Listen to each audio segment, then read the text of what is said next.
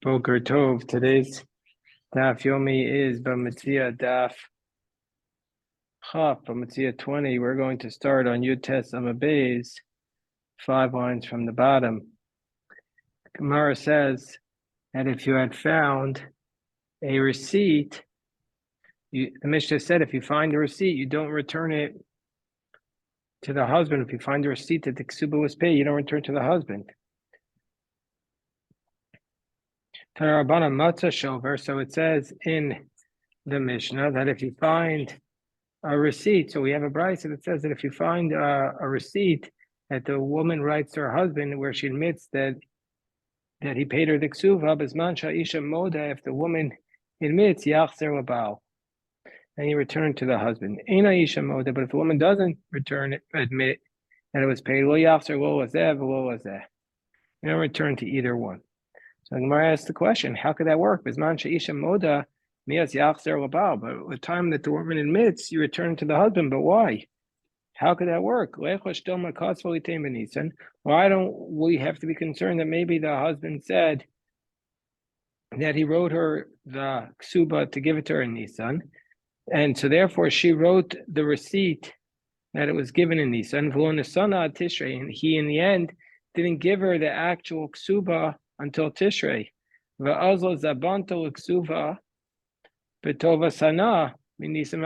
And she sold the option, she sold her position in the ksuba from in between Nisan and Tishrei.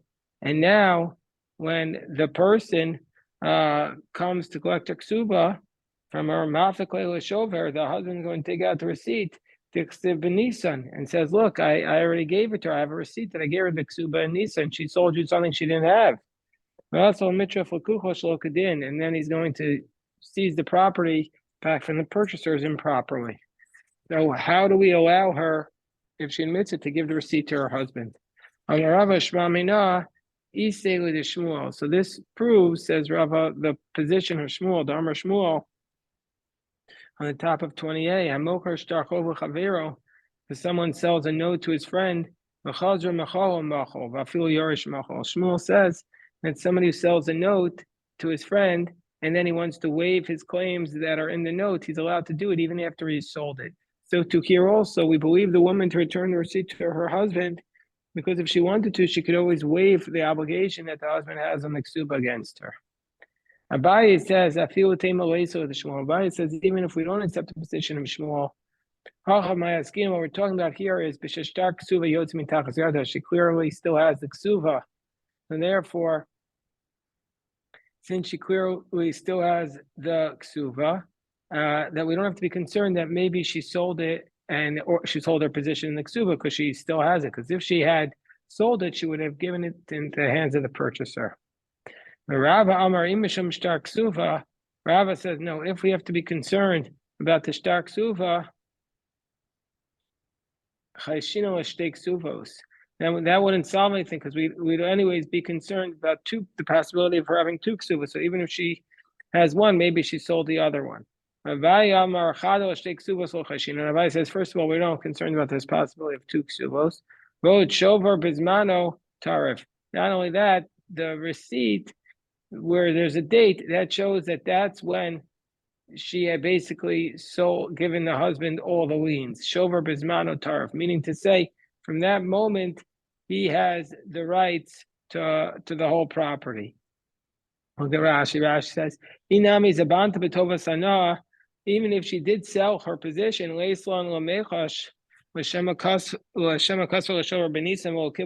maybe she wrote the receipt in Nisan and didn't get it until Tishrei. Dinami Hachi Hava, because even if this would be the case, Kimata Shofer Oyade Betishrei Zochel Mafreya Bo Mizman Chasimaso, that the husband would be allowed to acquire all the rights retroactively to the moment of the signature, and so therefore the sale in between counts for nothing. And Abaye follows his logic. That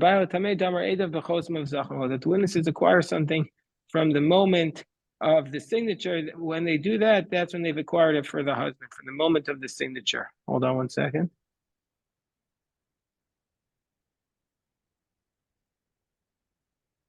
Okay. Matzi Igaros Shum. So now we're up to the Mishnah. Hold on, I have to put it. Matzi Igaros Shum Vigaros Mazon. Let's say we find letters, and they're letters of assessment, meaning to say that the court needs to assess how much the property is worth because we're seizing it on behalf of the creditor. Vigeras Mazon, or this is a letter. So this is a document issued by the court. And Vigeras Mazon, or we have letters of support that the man obligates himself to support his wife's daughter. Shtari Chalitza, you have a document proving that the woman received Chalitza Umiyun, meaning that the woman has gone through this process called Miyun, where she rejects the marriage if she was married off in a rabbinic manner by her mother or brother after her father dies, that they have the right to do that, but she has the right to reject it. Ushtari Birurin, these are documents that the Gemara is going to explain what they are. The Kol Ma'aseh in any document that's issued by the court, Tareze Yapsir. Here we can return it to the person who is really the beneficiary of the document, because what was the concern earlier? That maybe he wrote it, but he didn't do it, but the court only writes it after the action. And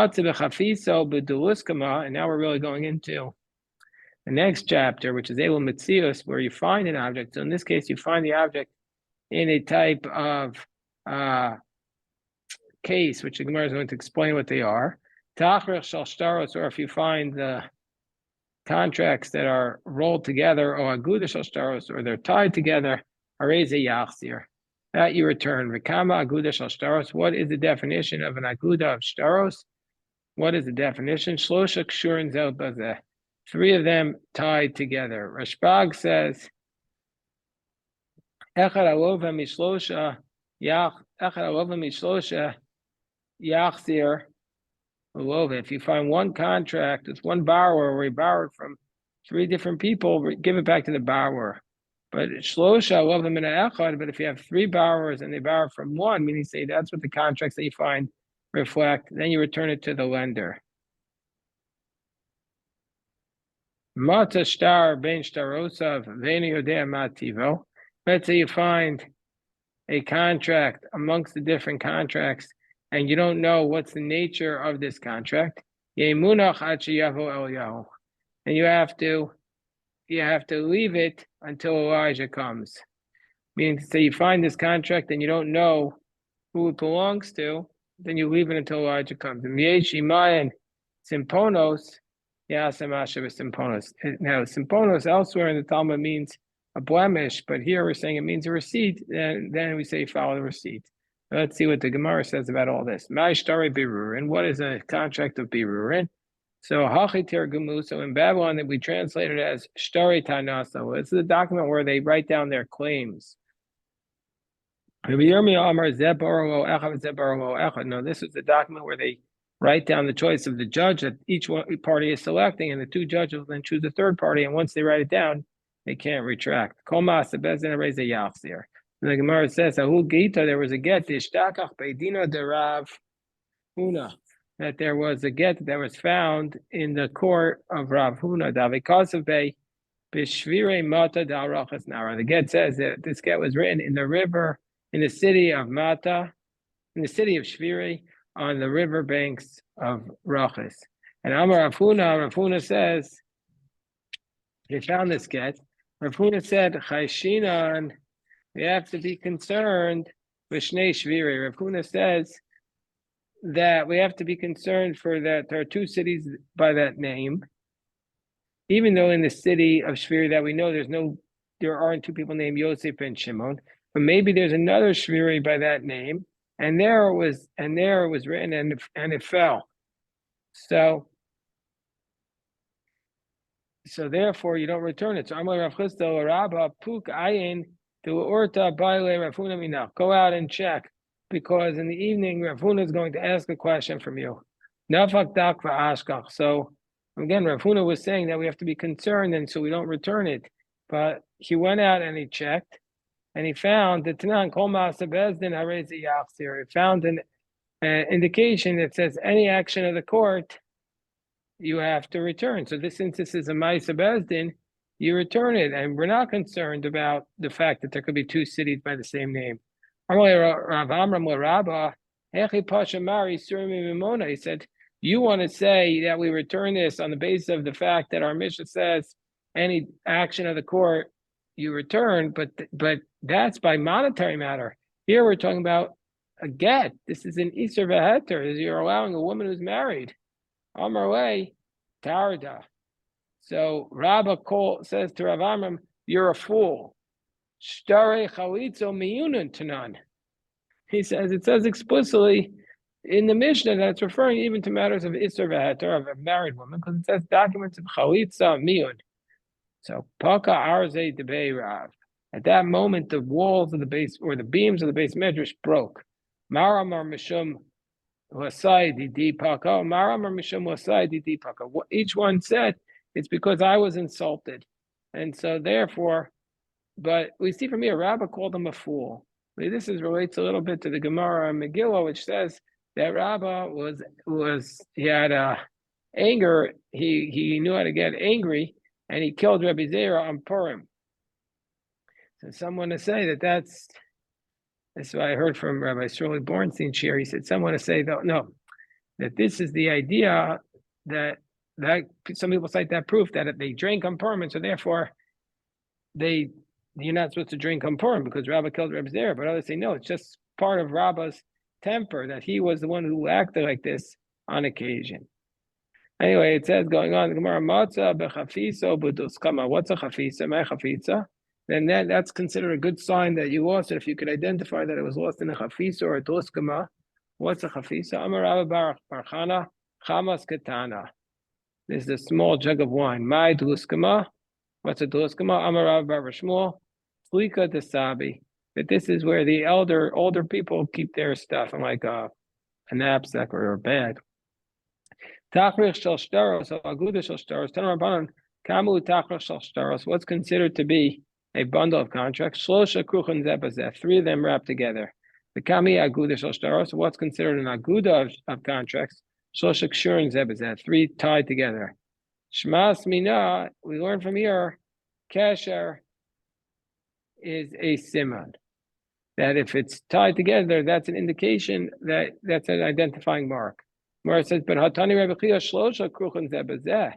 But didn't Rebbe Chia teach us that 3 needs to be wrapped together, and that's the siman that you can scream it out. He says there's 3 of them tied together. Shema. So we see from here, Iachi Hainu Tachrach. So what's the difference between the Kruchen that we're saying in Tachrach? So the Gemara says no. Tachrach Kol Chadav Chad Berosha D'Chavri Aguda. So one is on top of each other on the length, and the other is the width, or they're piled up one on top of each other. Where it says my machris and il kruchos my machris. When it's kruchos, what is he? When the guy's saying I found it, what does he proclaim? He says minyan.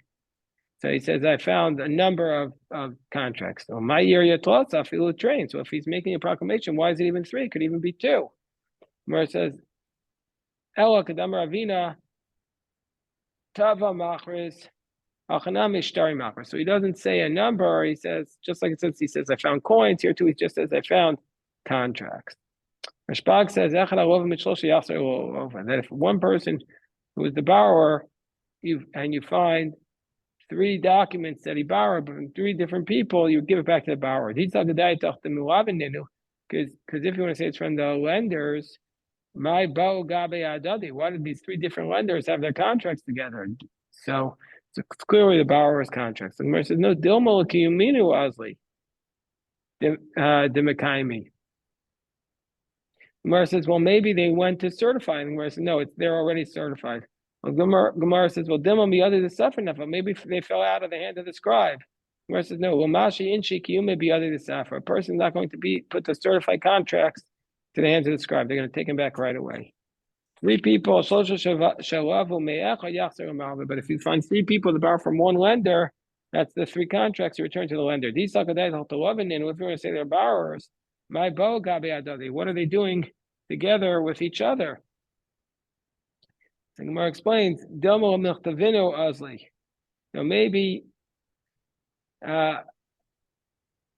so maybe they're going, the reason why they're so again, what's the case? We have three people that borrowed from one lender. That's what the contracts say. Then you return it to the lender. Because if you're going to say the borrowers, what are they doing together? Gemara says, well, maybe Dilma maybe the three borrowers went together to the scribe. So Gemara says, no, we can't say that. They're written in three separate handwritings. The Dilma maybe they're going to be certified by the court. Gemara says, Malva Mekayim Shtari. No, the lenders are the ones who go to certify. The Lova Mekayim Shtari. The borrowers are not going to certify. And so therefore, since that's the case, it's not logical to assume that the borrowers were taking them to be certified. And so therefore, we're going to return it to the lender. So then the Gemara says, Im yesh me'en simponos. If they have receipts, you do what's in the receipts. Amar Rav Yirmiyah bar Abba, Amar Rav Simpon hayotze mitachas yad yidei malva, afa pi shekatsuv b'ksav yado enu el k'mesachek u'pasol. So Rav Yirmiyah said something which at first glance seems to contradict what our Mishnah said. That Rav Yirmiyah says that if you have, in the name of Rav, if you have a receipt that goes from the hands of the lender, even though it's written in his handwriting, it looks like he's making a joke. And therefore it's disqualified. It does not count as a receipt that the borrower paid. Only by a cost of yad the sofer. Not only if it's written in the handwriting of the scribe, the cost of that the scribe was preparing for him the receipt for when the borrower pays, and that's why he has it. I'll feel cost of yado. Even if it was written in the lender's own handwriting, we're going to say it's disqualified. Apostle. Maybe he's going to come right between Bein Hashmashos and he'll pay me. And because if I'm not going to give him the receipt, he's not going to give the money. So I'll write it now. That when he gives me the money, I'll give him the receipt. So now we're going to challenge us from our Mishnah.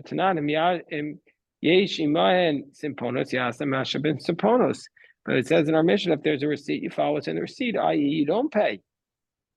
Or says, no, it's like Rav Safra said elsewhere. No, when do you assume that it was paid? If you find the receipt amongst the torn documents. And Tashma, where do we say this? That if one person finds amongst the contracts, Shtar Shal Yosef ben Shimon Parua, or Shtar Shnei and Peru, and that the contract of Yosef is paid, or the contracts of both of them are paid. Kedamar of Safra, Shenimtza bein Shtaros Kuruyan. Achinami Shenimtza bein Shtaros Kuruyan. So basically, that if you find one of the contracts and among a receipt that says the contract of Yosef ben Shimon was paid,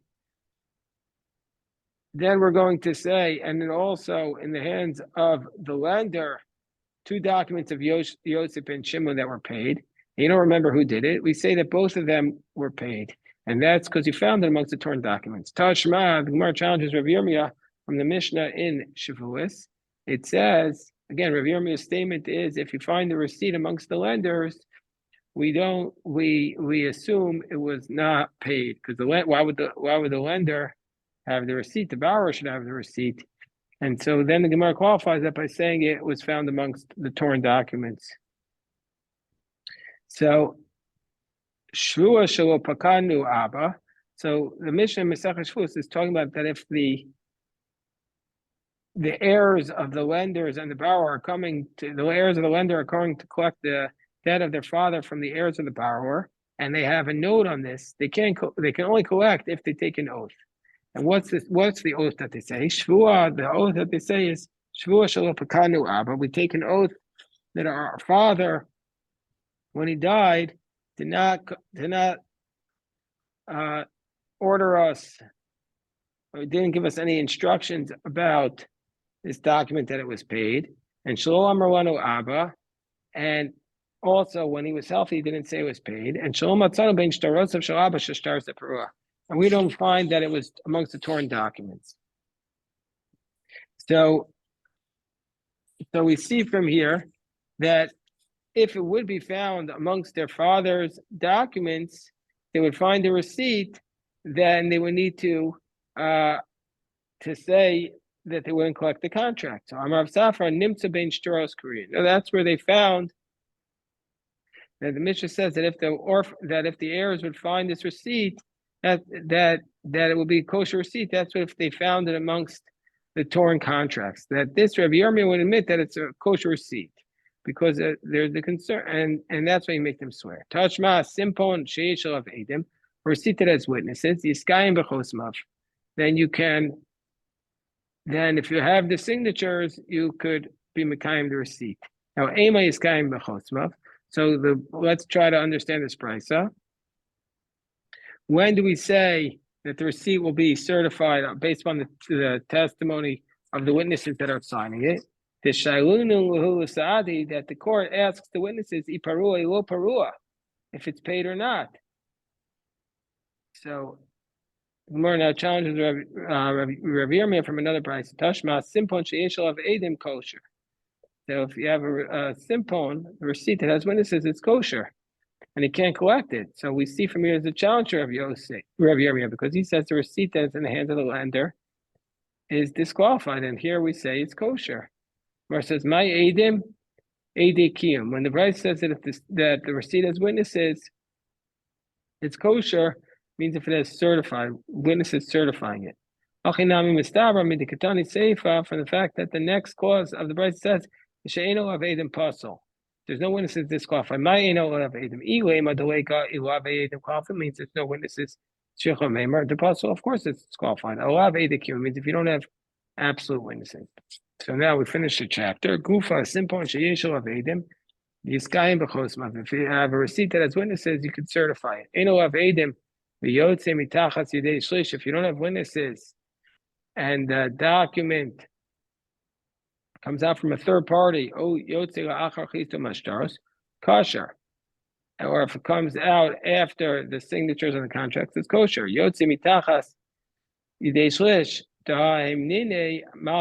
Because the lender believed this third party.